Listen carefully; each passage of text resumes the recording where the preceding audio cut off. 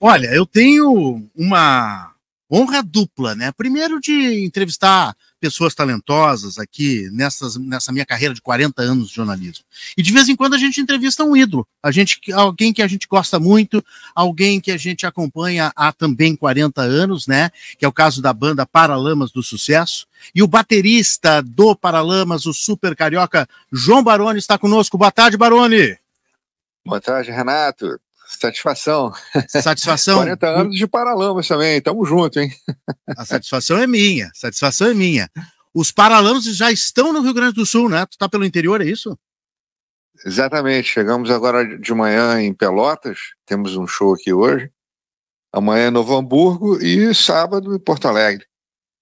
Que maravilha, e sábado, além do show, né, que é característico aqui na capital gaúcha, e eu vou quase todos os anos, a gente vai ter também o lançamento de um livro que conta a história do Paralamas, que foi tu que escreveste, 1, 2, 3, 4, contando o tempo com os Paralamas do Sucesso. Que projeto é esse, Baroni? Que ideia é essa? Pois é, Renato, acabou de nascer, né? O livro é um resultado, assim, de muito trabalho, né? De maturar as ideias todas, né? Que me levaram a tentar contar essa história. E está saindo agora, né? A gente acabou de fazer o lançamento no Rio e eu estou aproveitando a agenda dos Paralamas para oportunamente fazer eventos também lançando o livro, né? De acordo com as nossas viagens e com a possibilidade, como vai ser o caso aí agora em Porto Alegre, né? A gente vai fazer um pequeno evento aí no Grass, que é um lugar aí que também para shows e para eventos, às 16 horas, no sábado à tarde, antes da gente tocar novamente nesse lugar maravilhoso, né, que é o Auditório Araújo Viana, né, e no sábado à noite. Então vai ser rodada dupla aí.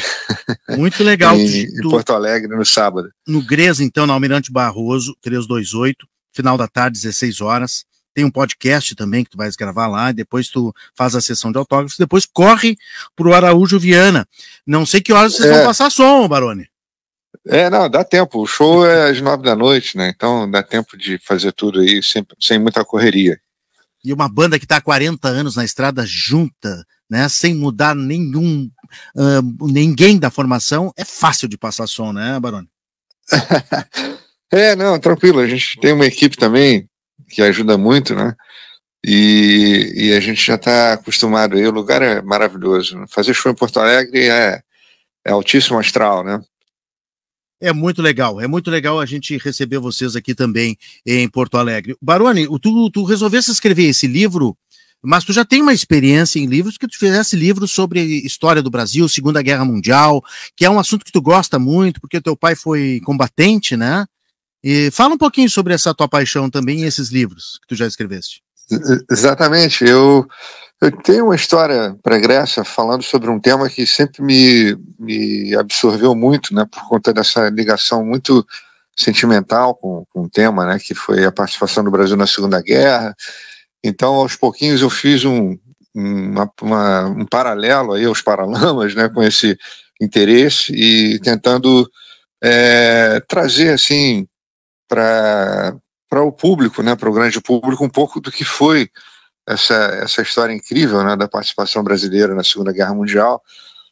Um assunto que me consumiu muito, assim, porque era a vontade de tentar manter viva a lembrança, né, e o sacrifício de todo mundo que viveu naquela geração e que teve que ir para a guerra, né, como foi o caso do meu pai, exatamente o caso dele, né, não era militar nem nada, foi convocado, teve que ir para a guerra. Então eu me inspirei muito até num grande gaúcho aí, que é o Eduardo Bueno, com aqueles livros dele do descobrimento, né, dos anos 90, que deu um outro viés, né, um outro verniz para o interesse pela história brasileira, né, do início, né, naquela época do descobrimento do Brasil e tudo mais, com aquela coisa do jornalismo histórico, né, e depois também com os livros da chegada da família real no Brasil, do Laurentino, né, depois sobre a escravidão, esse viés assim do jornalismo histórico, né, um negócio que acabou funcionando muito bem como um apelo para as pessoas tomarem noção do que acontecia naqueles tempos, né, com um outro roteiro, assim, né, que te deixa mais interessado no assunto, te traz uma realidade muito, muito mais convincente, né, do que a coisa mais acadêmica, né, com a coisa mais, que é muito importante, é claro, mas acho que era importante tentar popularizar um pouco essa história incrível que foi a nossa participação na Segunda Guerra, né, que 80 anos atrás é um espirro, né, se a gente olhar assim historicamente, e entender aquela época, né, do Brasil ajuda muito a entender o Brasil de hoje também, né, então seria uma coisa importante a gente aprender com essas lições do passado, né, e tirar as lições devidas disso, né. Mas tu desenvolvesse um gosto que tu até coleciona Jeep, compra Jeep, né? Já veio aqui no Rio Grande do Sul comprar Jeep militar. Pois não, o meu pai dirigia um Jeep, né? Freud explica, né? Então eu tive esse interesse do colecionismo, né? Da Segunda Guerra Mundial, especificamente falando, né? E talvez seja aquela coisa meio excêntrica, né? De roqueiro, né? Mas é apenas um interesse, né, histórico ali. Eu me lembro que eu até conto nos meus livros, né, que meu pai, quando voltou da guerra, ele trouxe aqueles souvenirs que todos os soldados traziam, né, capacete, inimigo, caramba, e coisas, e infelizmente esse material todo dele foi roubado na hora que ele chegou aqui no Brasil, né, os soldados reclamaram, não foi só o caso dele, mas o pessoal meteu a mão em tudo que o pessoal trouxe lá de souvenirs de guerra, né, de espólios de guerra, né. Então eu fiquei com esse sentimento, assim, né, de que, pô, meu pai perdeu tudo que ele trouxe da guerra, né, de lembrança, então eu fui tentando refazer isso um pouco, né, da minha maneira, né. É verdade que já tivesse aqui, tem um professor de história que garante que uma vez tu te atendeu, tu e o Herbert. Eu não sei porque que o Herbert veio junto, se ele gosta disso também. Vocês vieram ver um Jeep militar aqui, não sei se fizeram negócio, na Zona Sul de Porto Alegre. Não, eu tenho umas conexões muito bacanas aí, tem um camarada muito gente boa, que é o professor Jacaré. Ele mesmo que me disse. Ele é gente finíssima, ele tem os jipes antigos também aí, isso tudo, aí. Então sempre que a gente pode, né, tendo um tempinho, a gente chega junto, né, para conversar. Ô Baroni, tu tem uma relação com o Rio Grande do Sul, né, porque o teu irmão trabalhou muito tempo aqui como professor de cinema na Famecos, né, que é o professor João Guilherme Baroni, né? Exatamente, volte e meia eu encontro com ex-aluno dele aí, trabalhando nas TVs e rádios da vida, jornais, tudo. Exatamente. Ele era muito querido até hoje. Mas tu tivesse alguma outra relação com o Rio Grande do Sul? De parentesco? Não. O fato do meu irmão ter ido para aí em 1977, 78, né, ele aproveitou uma oportunidade de trabalho, veio para Porto Alegre, foi para Porto Alegre, do Rio, né, e casou com a gaúcha e tudo, teve filha, minha filhada daí também, e tudo, então foi se criando um pouco esse vínculo, né, e depois também o pai do Bi também foi morar em Porto Alegre, depois ele encerrou a carreira diplomática dele, então a gente tem realmente umas ligações muito, muito intensas aí, fora os grandes amigos, né, o pessoal Não de Nós, os músicos, né, o pessoal das lojas de música ali, do centro antigo, que a gente sempre ia, eu comprava guitarra, eu comprava bateria, a gente sempre teve essa ligação aí muito, muito afetuosa com a cidade, né? Que legal, olha só, só para fechar essa questão desse teu amor, essa tua paixão pelo colecionismo, pela Segunda Guerra Mundial, o músico Lu Souza aqui, que é meu amigo, sabia que que eu ia te entrevistar e disse, olha, o Baroni mandou fazer uma caixa de bateria, né, que é o tarol, né, que é aquele que a gente faz a marcação, né, mandou fazer em Santa Catarina com o luthier Kennedy Ribeiro uma caixa camuflada, aquela tipo de exército, com a mesma camuflagem do exército. É verdade isso? Sei. Não, é verdade, ele me presenteou, na verdade, esse tambor, né? Eu guardei com muito carinho. Tambor camuflado. E a gente é arrebatado, né, com esses presentes assim, né? Pela estrada fora, né? Fiquei muito feliz, tudo. Que legal, deu um cortezinho aí que o João Baroni, baterista do Paralamas, nós estamos conversando, e eles estão pelo interior, estão em Pelotas hoje.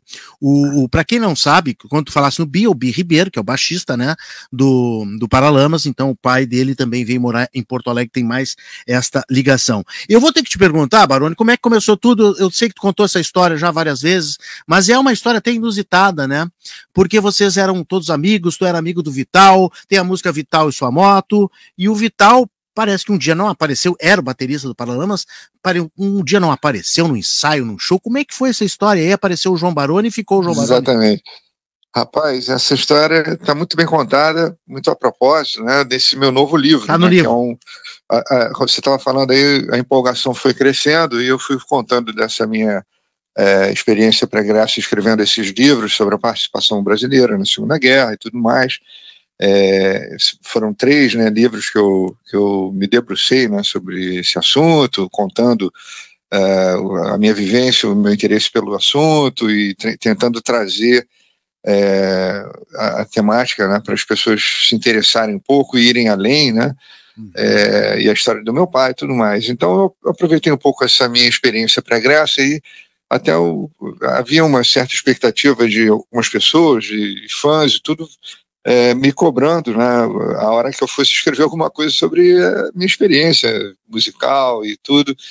Então eu resolvi arregaçar as mangas e ao longo de alguns anos, aí, de uns 3, 4 anos, um pouco antes da pandemia, eu estava já começando a compilar alguma coisa, né, que fosse, enfim, gerar um conteúdo que pudesse render algum tipo de interesse e tudo. Comecei a trocar umas figurinhas com algumas pessoas, inclusive o Rio Grande do Sul entra novamente nessa história, porque eu conheci acidentalmente no Twitter, na época, em 2018, 2019, eu conheci a gaúcha Candice Soldatelli, e ela nada mais nada menos traduziu os livros do grande baterista daquela banda Rush, né, no Brasil, né, traduziu para o Brasil, o lançamento no Brasil, né, traduziu para português os livros desse grande baterista, Neil Peart. Né? E a gente se conheceu acidentalmente no Twitter, começamos a conversar, a trocar figurinho, e um belo dia eu tomei coragem e mandei o que eu já tinha escrito, né, para que ela desse uma olhadinha. Ela, muito ocupada, levou alguns meses assim, para me retornar, e falou: João, tá muito bacana, você devia ir fundo aí, né, e continuar, né, escrevendo. E ela foi o primeiro ímpeto ali para que eu seguisse adiante, né, porque o processo de escrita passa muito assim por várias etapas, assim, né? Você às vezes vai escrevendo rápido sobre alguma coisa para você não esquecer, e depois você volta lá e esmiuça mais um pouco aquela passagem, tudo. Isso foi o que foi acontecendo. Ao longo dos anos ainda veio a pandemia, eu tive mais tempo para poder me dedicar a esse trabalho, né, de fermentar melhor, né, o texto e ampliar mais, né, a narrativa. Então eu tive a sorte também de encontrar uma editora lá no Rio, e a gente agora está finalmente com o livro saindo. E essa história do começo dos Paralamas, ela está muito bem contada ali, né? Porque na verdade não é uma biografia oficial dos Paralamas, é apenas uma narrativa minha com essa aventura incrível, né? Que eu até hoje me belisco, né? Porque eu às vezes sou obrigado a falar aqueles velhos clichês, né? Como, por exemplo, cuidado com seus desejos, que eles podem se tornar realidade, né? E foi bem o caso do que aconteceu. Eu, desde criança, eu gostava muito de bateria, gostava muito de música, ouvia muita música em casa, com meus irmãos mais velhos, meus pais, e sempre tive um interesse muito grande pela bateria, né? Um instrumento que chama muita atenção das crianças, que é uma coisa meio circense, meio lúdica. E então eu vou contando no livro essas minhas experiências com a música. Baroni, deixa eu só te dizer que nesse momento aqui na live do YouTube e do Facebook, a gente está colocando uma foto tua, adolescente, com um calçãozinho ainda de futebol, tocando uma bateria que eu acho que nem marca tinha, na frente de um armário. Exatamente, no meu quarto, isso em 1978, eu acho. Todo mundo começa no quarto, todo baterista começa no quarto, né, Baroni? Pois é, né? Infernizando os vizinhos. Assim, para terror da vizinhança, né? Exatamente. E dos pais também, exatamente. Mas tu tinha esse sonho desde criança, então, desde adolescente. eu sempre tive esse interesse muito grande e levou um tempo para eu ter essa bateria muito velha aí, por obra do pai de um amigo meu que sabia onde que tinha uma bateria abandonada lá na Universidade Rural, e a gente foi atrás e realmente tinha lá o resto do que era uma bateria. Eu acabei usando aquilo ali como meu primeiro instrumento e tudo, e a gente tinha aquela relação muito lúdica, né, de muita brincadeira com a música, né, não era nada muito sério nessa época. A gente tirava a música dos Beatles para tocar, dar uma canja no baile lá do Clube Social. E eu vou contando essa história até o momento em que eu conheci o Bill Evans. Minha vida mudou, né, radicalmente, foi uma encruzilhada na minha vida. Em 1981 a gente se conheceu, porque o Vital não foi nesse show, e um amigo meu me apresentou, eu tenho um amigo que tem uma bateria, vamos lá. E aí eu fui, foi um encontro às cegas, né? E aí, isso foi em 1981. Levou um ano para a gente se encontrar de novo, em 1982, o Vital foi. Mas já tinha o nome de Paralamas com o Vital? Já era, sim, já era uma banda também, já era uma brincadeira, né? O Bill Herbert e o Vital já eram amigos de cursinho, pré-vestibular e tudo, e eles ainda não tinham nenhuma experiência pregressa, assim, mais séria, mais profissional, era tudo uma grande brincadeira, né? E quando a gente se conheceu, rolou um certo ímpeto, assim, porque foi um negócio que acendeu um pouco as nossas vontades ali de continuar, enfim, adiante, né? Depois daquele encontro foi muito marcante, né? Quando a gente tocou junto na frente de uma plateia, teve um efeito interessantíssimo. A gente ficou muito pilhado desde então. E aí a gente só conseguiu se encontrar de novo em 82. Dessa vez o Vital foi. Aí o Bi arranjou pra gente tocar num bar lá, num boteco lá da universidade. O Vital tocou algumas músicas e depois eu entrei, ele tocou 20 minutos, eu toquei 2 horas. Então, naquele dia, em 1982, o Herbert e o Bi me intimaram a entrar para a banda. Então eu levei minha bateriazinha velha lá para casa da avó do Bi, né, em Copacabana, onde todo fim de semana a gente passou a se encontrar e ensaiar. E aí gravamos uma fita demo, mandamos lá para a Rádio Fluminense, na época, que tocava as músicas das bandas novas, que não tinham disco nem nada, e aí o Vital e Sua Moto, que era essa música, a gente gravou num estúdiozinho lá em Botafogo.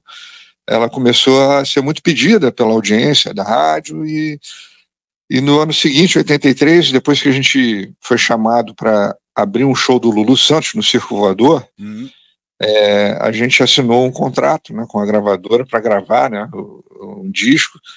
Então foi mais ou menos o marco inicial da nossa carreira oficial mesmo, né? É quando a gente gravou o primeiro disco, né? A nossa iniciação, né, profissional. Muita gente acha que o Vital tocou na Vital e Sua Moto, mas na verdade ele já parou bem antes, e a primeira gravação já foi tua, tu já estava na banda. Sim, exatamente. O Vital, ele era um amigo do Bi, do Herbert, no cursinho pré-vestibular. Foto dele na live agora, nesse momento. Muito bem na carteira, fazia bagunça, e foi chamado para tocar a bateria.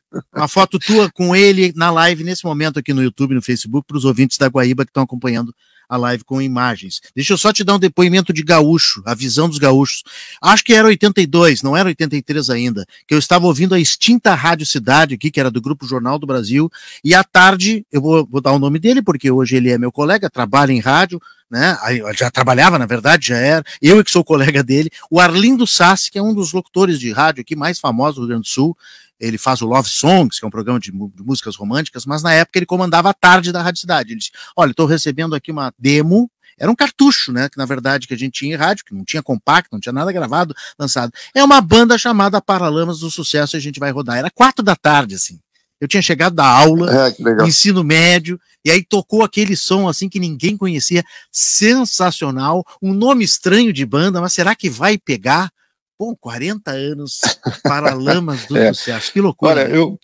eu posso dar um detalhe a mais. É muito provável que tenha sido em 1983, porque a nossa gravadora começou a distribuir a música nacionalmente, depois que a gente gravou o compacto, né, do Vital e Sua Moto, no comecinho de 1983. Então, a época que a Rádio Fluminense tocava a nossa música, no final de 1982, ainda era essa fita demo, né, que foi uma gravação assim muito incipiente, né? Que a gente pagou um estúdio para gravar a música e mandar para a rádio, como todas as músicas, todas as bandas do Rio estavam fazendo isso, né?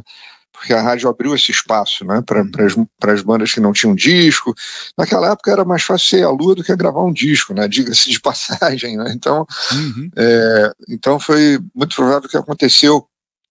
E em Porto Alegre também tinha a Rádio Ipanema, né? Também. A Rádio Ipanema que tocava também as bandas que não tinham disco, né? Eles começaram, não sei se influenciados pela Rádio Fluminense, mas em vários lugares do Brasil, em São Paulo, claro, em Belo Horizonte, começou assim uma abertura para que as bandas novas de rock pudessem ganhar, né, a programação das rádios alternativas, né? Então foi um fenômeno que começou a pipocar pelo Brasil afora, né? E a gente lá no Rio de Janeiro teve esse cenário, né? Que também teve o Circo Voador, que era um lugar onde todas essas bandas iam tocar também. Então foi uma época realmente muito interessante, né? Que eu também falo no livro que esse momento aí do comecinho dos anos 80 foi um momento importantíssimo, porque finalmente o rock brasileiro ele foi ancorado na música brasileira, ele se ancorou na música brasileira, não era mais um elemento exógeno, né, da nossa cultura, da música e tudo, né, o pessoal que veio, né, dessa geração de ouro aí, o Herbert, o Renato Russo, né, o Cazuza, essa turma toda finalmente colocou definitivamente o rock dentro da música brasileira, né. Exatamente. O Baroni, eu coloquei aqui na live também a primeira foto que vocês tiraram, que eu acho que era um showzinho para amigos ali, que tu tá na bateria, tá o Herbert, tá o Bi, tá na nossa live aqui. Eu vou botar em seguida uma foto também tua com o Stuart Copeland, que é o baterista do The Police, que eu queria que tu falasse um pouquinho. E também ainda tem a capa do livro que a gente vai encerrar. Eu vou botar na live aqui pro pessoal saber que tu tá lançando esse livro e te prestigiar no Grês no próximo sábado. Maravilha, Renato. Relação com o Stuart Copeland é tipo um guru, uma inspiração, porque o teu jeito de tocar é muito semelhante, muito parecido, a rapidez, o número de notas, né? A afinação das peças é parecido, muito parecido com o The Police, né? Pois eu acho que eu tenho essa referência muito forte, né, no Police, porque quando a gente começou, a gente queria fazer alguma coisa diferenciada daquele bloco todo, daquela turma toda que estava tocando rock, com uma influência muito convencional, né, do rock derivativo do blues, aquela coisa meio Rolling Stones e tal. A gente queria trazer coisas com outros vernizes, né? E foi o que aconteceu. O Police ele representou muito essa novidade da New Wave na época, né? Das bandas novas que estavam trazendo elementos diferentes, né? Principalmente com essa mistura do reggae com rock. Então tinha outras bandas, né, inglesas, americanas, o Talking Heads também, né? Americano, as outras bandas lá de ska, que era um ritmo da Jamaica que foi muito usado nas bandas novas dos anos 80 na Inglaterra, foi redescoberto, né, das bandas novas na Inglaterra, né, depois do punk, né, que se convencionou chamar de New Wave. E eu me lembro que quando eu era criança eu gostava muito de Beatles, e eu acho que o Ringo foi um dos bateristas mais importantes da história do rock, porque ele popularizou a bateria como nenhum outro baterista popularizou, né? O Ringo, quando apareceu na TV americana em 64 com os Beatles, no dia seguinte venderam-se todas as baterias nas lojas de instrumentos. Foi um fenômeno. E quando o tempo passou e eu estava em casa vendo um programa de vídeo, apareceu o Police tocando e eu vi o Stuart Copeland tocando, eu falei, caramba, esse cara é o novo Ringo, né? E ali no final dos anos 70, começo dos anos 80, eu acho que o Police teve esse caráter assim de trazer uma nova sonoridade, né, um novo conceito, né, para o rock, né. Eles misturaram muito a energia do punk com a coisa rítmica do reggae. Dali a pouco eles sofisticaram mais um pouco a sonoridade deles, né, com os últimos 2 álbuns, eram álbuns musicalmente muito complexos.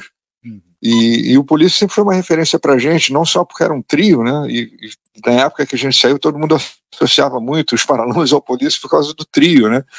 Mas o Andy Summers, que é um cara que eu eventualmente tenho feito shows, né, com o Call the Police, que é um projeto que a gente criou. Né? Fui chamado pelo Rodrigo Santos, né, lá do Rio, que é um cantor e baixista, para fazer esses shows, né, com o repertório do Police, com um dos elementos da banda, o Andy Summers, né, que é um dos guitarristas mais importantes. É só o Andy Summers, né? E tive o privilégio, né? Que adora o Brasil também, né? A gente acabou de terminar a quinta turnê esse ano, pelo Brasil, pela América Latina. O Andy Summers é um cara que também teve muita culpa no cartório. E o Hermes foi um dos grandes fãs do Andy Summers, né, com a guitarra deles, a textura sonora, né, o estilo musical e a sonoridade que o Andy Summers desenhou, né, com o Police, né, foram muito importantes, né, para essa nova busca, né, que a gente começou. E o Hermes sempre teve essa ideia da gente se diferenciar do bloco todo, né, que estava lá começando naquela época. E o Police foi uma referência muito importante. Eu atribuo a minha vontade de tocar bateria ao Stuart Copeland, sem a menor dúvida, um cara que influenciou toda uma geração de bateristas depois dele, né, se diz influenciada por ele até hoje, tudo. E aí a gente conseguiu, por uma casualidade também, se encontrar em 1987, tem essa foto aí no livro, né? Ele veio fazer um show no Brasil em 1987 com o Stanley Clarke, que era um outro grande baixista, né? E o Andy Summers também, e tocaram aí em Porto Alegre, inclusive, com esse projeto. E aí eu tive a sorte de conhecê-lo. Ele é um cara muito tranquilo, né, gente boa, e até hoje a gente de vez em quando troca aí uns e-mails e tudo, e conversa. Ele já falou de mim com esse projeto aí com o Ed Summers, nas redes sociais. Ele me elogiou muito, fiquei muito feliz e tudo. Esse projeto se chama Call the Police, né? Chame o Police, que é tu, Andy Summers, uma espécie de um tributo ao Police, né, que a gente faz. A primeira turnê começou em 2017, e aí a gente parou por causa da pandemia, voltou ano passado, e esse ano a gente acabou de terminar a turnê. Infelizmente não conseguimos ir a Porto Alegre esse ano, mas vamos torcer para o ano que vem a gente poder baixar aí de novo. Era uma boa aqui para o pessoal ver. O João Alberto Baroni Reis e Silva, o homem que largou a biologia, né, para se dedicar à música, e tomou uma atitude certíssima, né, Baroni? Nunca se arrependeu. Acho que com perdão aos biólogos. Os Paralamas insistiram desde sempre, né, em fazer o que a gente gosta mais, que é tocar, né? Por isso que a gente está nisso. A gente nunca entrou nisso para ficar famoso, para ganhar like, né? Na época não tinha internet nem nada, mas se tem uma coisa que continua igual desde o início, é essa nossa entrega à música, né, com a música. É isso que orienta a gente até hoje a subir no palco, encarar uma plateia, um público sintônico que gosta do nosso trabalho. Isso não tem preço, e é o que nos mantém assim até hoje, com essa vontade de estar na estrada. Quando tem assunto a gente grava um disco novo. Estamos devendo aí um pouco no material novo, mas é por conta da nossa demanda aí, depois da pandemia. A gente está fazendo show pra caramba. Muito e bom. Ano que vem a gente vai voltar a se encontrar para levar um som e ver um material para um disco inédito, né? Estamos prometendo para o ano que vem. João Baroni, sábado aqui em Porto Alegre, no GRES, lançando o livro que está na tela da nossa live aqui, 1, 2, 3, 4, contando o tempo com Paralamas do Sucesso, porque é o baterista que dá a contagem para começar a música, né? 1, 2, 3, 4, Normalmente, quando é 4x4, né? Baroni, um grande abraço. Muito obrigado pela atenção aqui com a Rádio Guaíba. Foi um prazer, hein? Legal, Renato. Eu fico muito feliz. A gente está muito feliz de estar fazendo esses shows aqui no estado, depois de tudo que aconteceu. A gente ficou muito surpreso. Se você me permite só falar rapidamente. Claro, por favor. Que a gente acompanhou todo o drama, né, que aconteceu aqui ao longo desses meses e depois da enchente, das enchentes, e a gente ficou muito surpreso pelo fato de não terem parado de vender os ingressos desses shows que já estavam marcados desde lá, né? Desde maio já estavam marcados. A gente achou que iam ser cancelados e tudo, mas muito para nossa surpresa, né, a gente continuou vendo que havia demanda para o show, e a gente está chegando aqui essa semana para fazer esses 3 shows assim, acompanhando esse espírito aí dessa reconstrução, e muito felizes de poder estar fazendo esses shows e na esperança de que a gente está assistindo essa reconstrução aí do Estado. E como você viu aqui nessa entrevista, a gente tem uma relação muito, muito sentimental com o Rio Grande do Sul, e vai ser muito emocionante estar aqui novamente para esses shows. E a gente se vê, então, em Porto Alegre no sábado. Valeu, Baroni. Grande abraço, bons shows, bom lançamento do livro. Obrigado por nos atender. Valeu, um abraço.